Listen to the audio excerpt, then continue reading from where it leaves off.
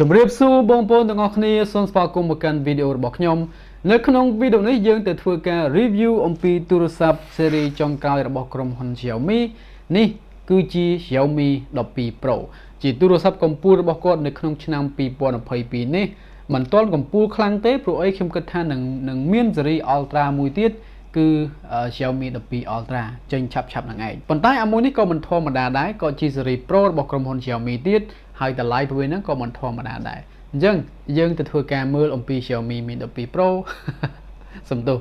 លេខមាន Mi ទៀតហើយណា Xiaomi 12 Pro ទៅតែម្ដងនៅក្នុងប្រអប់បងប្អូនទទួលបានរបស់ complete ទៅតែម្ដងលើកលែងតែកាសបាទអញ្ចឹងយើងឃើញថាយើងទទួលបានជាមួយនឹង case ប៉ុន្តែ case ហ្នឹងក៏មិនសូវស្អាតប្រហែលដែរខ្ញុំសង្ឃឹមថា Xiaomi ធ្វើ case ឲ្យស្អាតដោយក្រុមហ៊ុន Vivo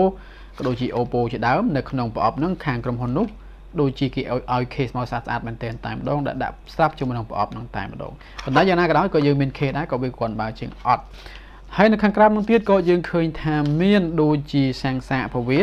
ក៏ដូចជាខ្សែសាកប្រវាបាទអញ្ចឹង 120 វ៉ាត់ទៅលើល្បឿននៃការសាកប្រវាតាមរយៈដុំរបស់ Xiaomi adapter មួយនេះចំពោះរូបរាងរបស់ Xiaomi 12 Pro មួយនេះក៏យើងឃើញថាវាមិនធម្មតាដែរការ design វាក៏ស្អាតជាមួយនឹងគុណភាពផលិតយ៉ាងទំនើបផងដែរហើយអ្វីដែលខ្ញុំចូលចិត្តហ្នឹងគឺថាវាអត់ចាប់ស្នាមរៀមដៃយើងទេគឺមានលក្ខណៈ smooth ល្អមែនទែនតែម្ដងនៅផ្នែកខាងក្រោយប្រវាហើយចំពោះ frame ប្រវាឆ្វេងស្ដាំលើក្រោមគឺថាមានលក្ខណៈ smooth ល្អមែនទែនដោយសារតែវាផលិតជាមួយនឹងដែក aluminium បាទអញ្ចឹងសម្រាប់ខ្ញុំទៅលើការ design វាមិនសូវ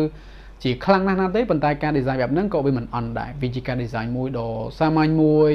មកត្រឹមត្រូវមួយមកស្អាតមួយក៏ដូចជាណាការដាក់ពណ៌ក៏ដូចជាការដាក់ finish នៅខាងក្រៅនេះដូចខ្ញុំបាននិយាយអញ្ចឹងវាអត់ចាប់ស្នាមរៀមដែរយ៉ាងទេនេះគឺជាចំណុចដែលខ្ញុំចូលចិត្តទៅលើការ design របស់ Xiaomi 12 Pro Xiaomi 12 Pro មួយនេះមាន speaker រហូតដល់ទៅ4គ្រាប់ឯណោះហើយវាក៏ត្រូវបានដំឡើងដោយក្រុមហ៊ុនឯកទេសសំឡេងមួយដែលគេហៅថា Harman Kardon ផងដែរបាទអញ្ចឹងការបញ្ចេញសាច់ភ្លេងប្រវេនឹងការស្ដាប់តន្ត្រីជាមួយនឹង Xiaomi 12 Pro របស់យើងពិតជាបញ្ចេញសាច់ភ្លេងបានល្អមែនទែនតែម្ដង Xiaomi 12 Pro អត់មានប្រព័ន្ធការពារទឹក IP68 official ទេប៉ុន្តែតាមរយៈក្រុមហ៊ុន Xiaomi គេបាន claim ថាវាអាចធ្វើការការពារទឹកបានខ្លះៗផងដែរប៉ុន្តែគ្រាន់ថាវាអត់ official ពេញលេញដូចនឹងទូរស័ព្ទផ្សេងៗដែលគេបានដាក់ថាវា IP68 ជម្រៅប៉ុណ្ណេះ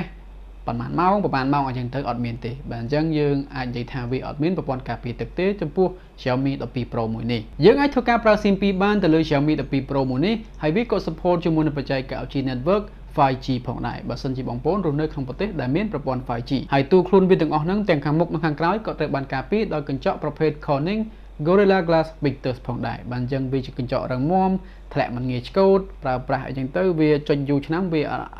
អត់ប៉ះពាល់ដល់អេក្រង់យើងវាតិចតួចទៅលើការឆ្កូតអីចឹងណាបាទអញ្ចឹងខ្ញុំគិតថាការ design របស់វាក៏ដូចជាគុណភាពផលិតក៏ដូចជា feature របស់វាមួយចំនួនហ្នឹងខ្ញុំគិតថាវាពិតជាទូរស័ព្ទមួយដ៏ស័ក្តិសមសម្រាប់យើងដែរចំណុចដែលខ្ញុំចូលចិត្តទៅលើ Xiaomi 12 Pro មួយនេះគឺទៅលើអេក្រង់របស់វាដោយអេក្រង់របស់វានៅខាងមុខនេះមានទំហំ 6.73 អ៊ីនជាមួយនឹងកម្រិតបង្ហាញរហូតដល់ទៅ 2K ឯណោះហើយវាក៏ refresh រហូតដល់ទៅ 120Hz ផងដែរហើយវាប្រើបច្ចេកវិទ្យាអេក្រង់LTPO Tech ចំនួនទី2មិនត្រឹមតែប៉ុណ្ណោះវាក៏មានបច្ចេកវិទ្យា Dolby Vision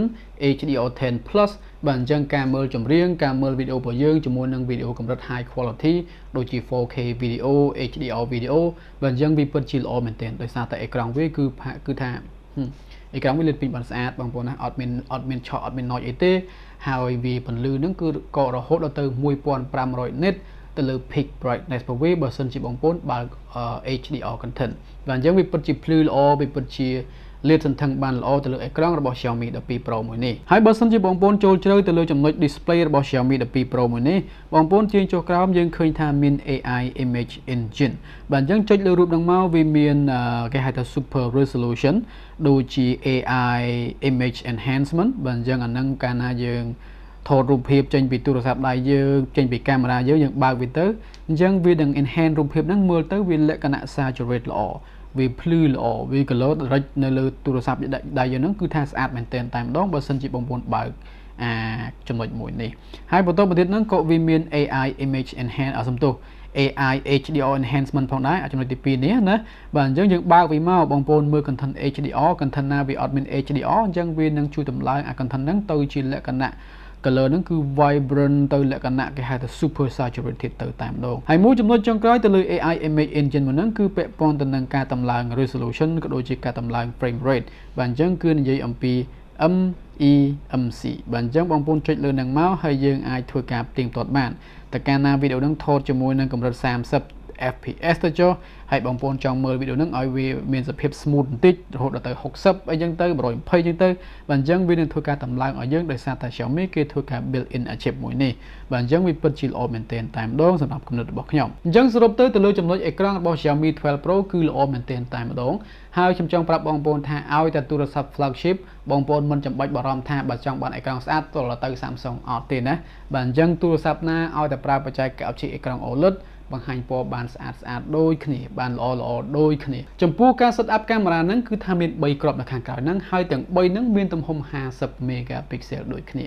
វ៉ាវពិតជាល្អមែនទែនតែម្ដងយើងឃើញថា50ទលាយ50 mark សំទោស50 zoom ក៏ដូចជា50 standard អញ្ចឹងទៅហើយបើយើងនិយាយទៅលើគុណភាពរូបភាពវាហ្នឹងគឺថាវាខប់មែនទែនតែម្ដងវាមិនចាញ់ទូរស័ព្ទដៃ flagship ផ្សេងទេហើយក៏មិនមានន័យថាវាល្អជាងគេដែរប៉ុន្តែទៅលើការ process រូបភាពទៅលើការឲ្យ detail ទៅលើការឲ្យគេហៅថា image processing ណាខ្ញុំឃើញថាវាធ្វើបានល្អមែនទែនតែម្ដងពាក់ព័ន្ធនឹង skin tone ពាក់ព័ន្ធទៅនឹងការ rendering color អីចឹងទៅហើយបើសិនយើងនិយាយទៅលើការថតវីដេអូវិញវាថត Mac រហូតដល់ទៅ 8K អណោះបើសិនជាបងប្អូនចង់ថតមកកប់តែម្ដងប៉ុន្តែមិនដឹងបងប្អូនจะធ្វើអី 8K ប្រើ 4K ធម្មតាទៅបានហើយ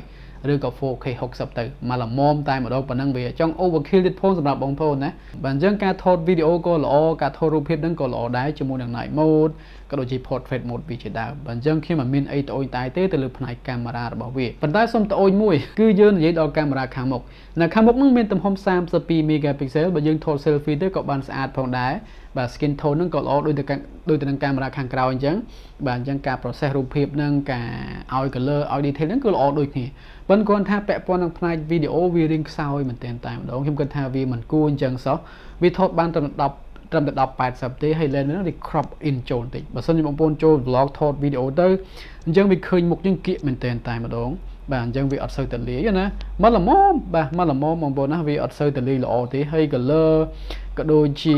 គុណភាពហ្នឹងវាដូចខ្ញុំនិយាយហ្នឹងវា1080ហ៎អញ្ចឹងវាមិនបានល្អដូច 4K ទេចំពោះផ្នែកម៉ាស៊ីនបាទអញ្ចឹងចំណុចហ្នឹងខ្ញុំមិន surprise អីទេព្រោះអី snapdragon 8 gen 1ហ្នឹងខ្ញុំប្រើមួយសន្ទុះរួចហើយទៅលើ Samsung Galaxy S22 Ultra របស់ខ្ញុំបាទអញ្ចឹងខ្ញុំឃើញថាឡើងកម្ដៅក៏ខ្លាំងទៅលើទូរស័ព្ទរបស់ខ្ញុំដែលខ្ញុំកាន់សប្តាហ៍ថ្ងៃនេះប៉ុន្តែគាត់ថាវានាំ Tech ចំនួនថ្មីបាទអញ្ចឹង snapdragon ចំនួនទី1យើងហៅថា 8 gen 1នោះហើយវាក៏មាន RAM រហូតដល់ទៅ12 GB ផងដែរបូកជាមួយនឹង RAM Plus 3 GB បាទអញ្ចឹងសរុបទៅ12 + 3 វា 15G ណោះទៅលើ RAM របស់វាហើយទំហំផ្ទុកនៅក្នុងម៉ាស៊ីនហ្នឹងក៏រហូតដល់ទៅ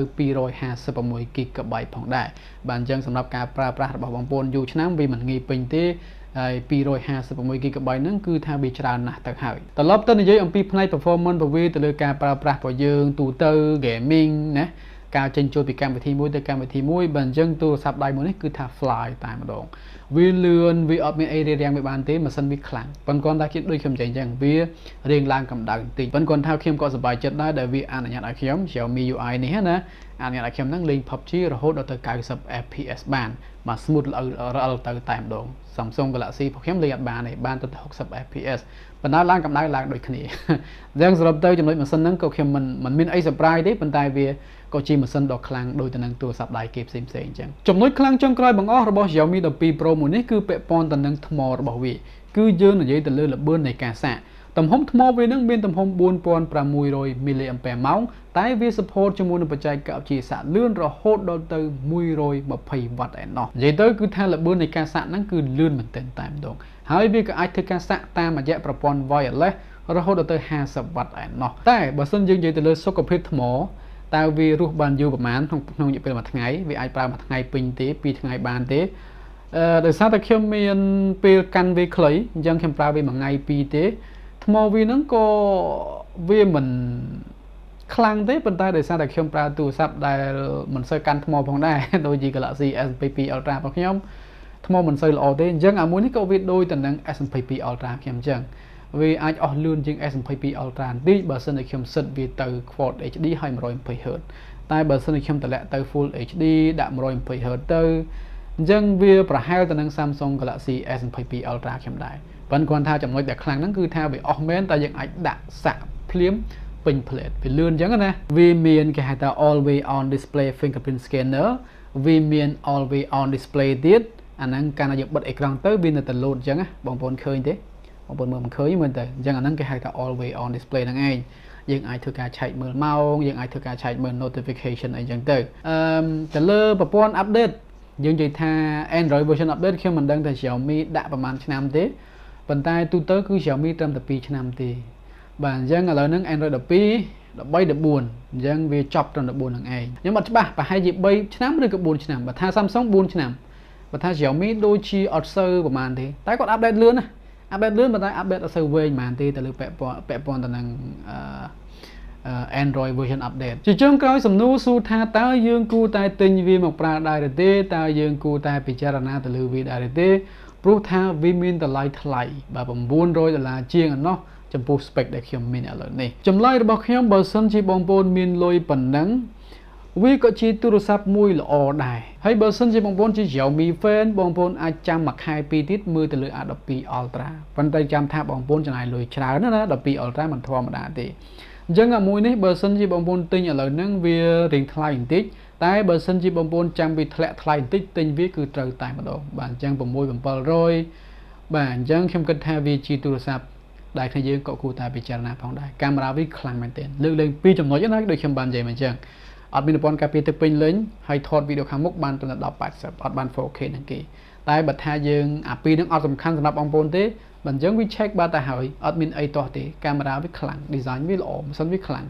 cọp nè bản giống này cứ chi bọt bằng hai bọc nhung pẹp pon từ năng Xiaomi 12 Pro mùi ní sân khâm thập ông pon dương đừng ở không chơi chết chúc ní nơi ở cả cõi bye bye